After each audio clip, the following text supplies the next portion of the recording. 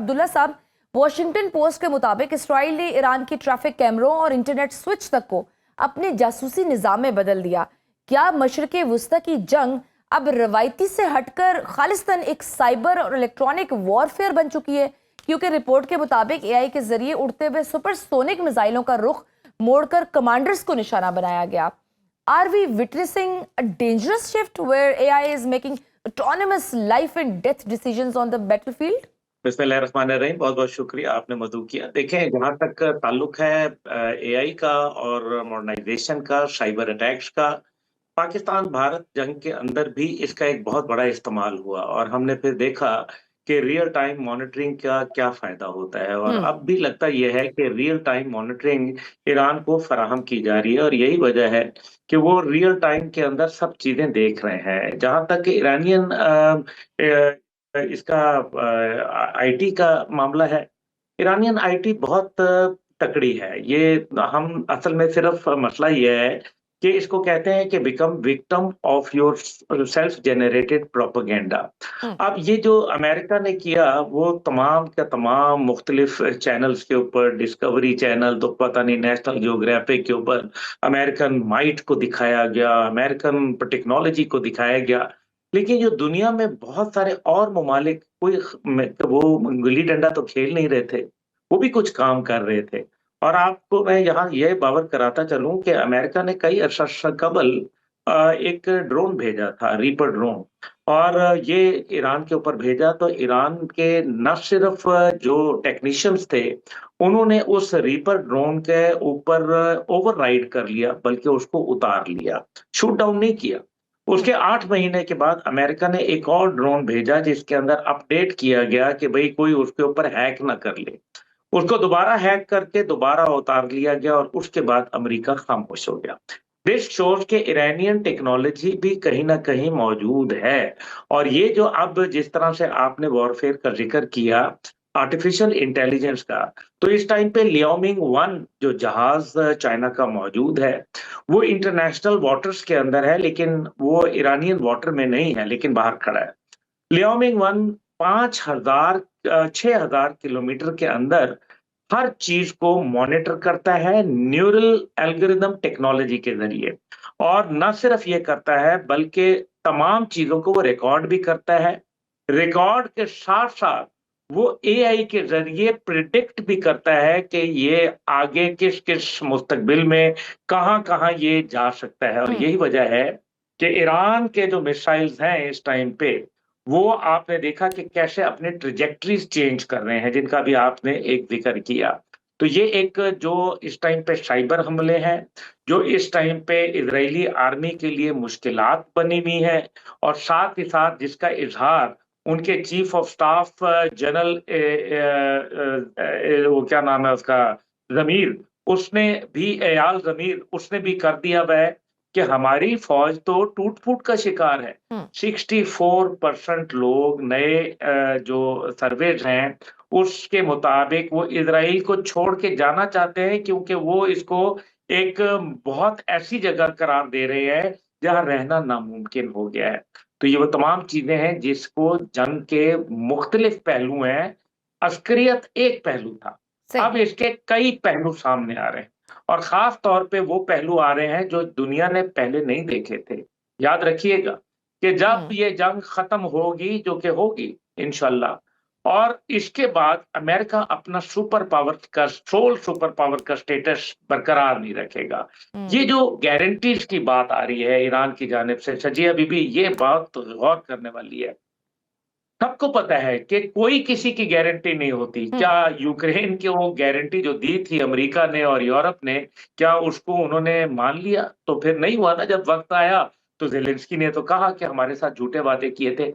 इसीलिए ईरान को भी पता है, लेकिन वो चाइना और रूस की गारंटी इसलिए लेना चाहता है ताकि वो दुनिया को ये बावर करा सके कि अमेरिका की गारंटी की कोई हैसियत नहीं है, चाइना और रूस भी सुपर पावर हैं। ये वो बातें हैं जो मुस्तकबिल में आके दुनिया के अंदर एक नए वर्ल्ड ऑर्डर को जन्म देंगी, जहां IMF, world bank, United nation, FATF ये वो इदारे बनाए गए अब थे तो बुनियादी तौर बिल्कुल, अब पर तो जो सफारती सतह पर भी ये चीजें डिस्कस होना शुरू हो गई हुई हैं कि नए नए वर्ल्ड ऑर्डर शायद कायम हो जाए। जी, वर्ल्ड ऑर्डर कायम हो ना जाए, वर्ल्ड हम्म। ऑर्डर शुरू हो गया है। हम्म। देखिए ना, 3 सितंबर को जो शी जिनपिंग साहब की तकरीर थी, उसमें उन्होंने पहले ही बता दिया था कि धौंस की, धमकी की और डरावे का सियासत का वक़्त खत्म हो गया और दुनिया मल्टीपोलर हो गई यूनिपोलर से। हम्म। इसलिए अब जो सिचुएशन है, आने वाले वक़्तों में आपको जिन इदारों के मैंने आपको नाम बताए, ये आपको नहीं नज़र आएँगे। हम्म। या इनका किरदार बिल्कुल ना होने के बराबर रह जाएगा, बल्कि अब दुनिया पेट्रो युआन की बात करेगी, अब दुनिया एससीओ की बात करेगी, अब दुनिया ब्रिक्स बैंक की बात करेगी, अब दुनिया लुक ईस्ट पॉलिसी की बात करेगी।